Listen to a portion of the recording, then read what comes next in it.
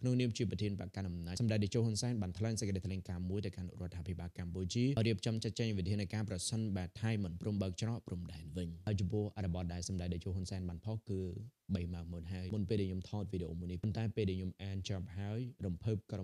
ស្ទើរតែស្រក់ទឹកភ្នែកតែម្ដងហើយខ្ញុំនឹងសង្ខេបវិធានការចម្បងហ្នឹងឲ្យបងប្អូនបានស្ដាប់វិធានការទី1គឺបិទការនាំចូលទំនិញពីប្រទេសថៃហើយលើកស្ទួយផលិតផលក្នុងស្រុកឬពីប្រទេសផ្សេងវិញចំណុចទី2ទិញនិងរកទីផ្សារផលិតផលចម្បងជាកសិផលដែលធ្លាប់នាំចេញទៅប្រទេសថៃទី3បង្វែរអ្នកជំងឺមកព្យាបាលក្នុងស្រុកឬទៅប្រទេសផ្សេងវិញជំនួសការធ្វើដំណើរទៅប្រទេសថៃចំណុចទី4ត្រៀមទទួលពលករដែលត្រឡប់មកពីប្រទេសថៃនិងផ្ដល់ការងារឲ្យពួកគេក្នុងបរិបទខ្វះកម្លាំងពលកម្មក្នុងស្រុកចំណុចទី5កងកម្លាំងប្រដាប់អាវុធត្រៀមខ្លួន24ម៉ោងលើ24ម៉ោងដើម្បីការពារខ្លួនប្រសិនបើមានការឈ្លានពានចំណុចទី6ខេត្តដែលនៅជិតព្រំដែនត្រូវមានផែនការជំលៀសប្រជាជននិងផ្គត់ផ្គង់អាហារថ្នាំពេទ្យនិងសម្ភារៈដែលចាំបាច់លើពីនេះសម្ដេចក៏បានអំពាវនាវមកដល់ប្រជាពលរដ្ឋខ្មែរកុំឲ្យធ្វើទង្វើដែលជ្រុលនិយមដោយប្រជាជនថៃមួយចំនួនពីព្រោះរឿងនេះគឺបង្កឡើងដោយប្រជាជនដែលជ្រុលនិយមឬក៏យោធាខ្លះប៉ុណ្ណោះនោះទេវាអត់ទាំងអស់ទេដូច្នេះបងប្អូនចូលរួមទាំងអស់គ្នា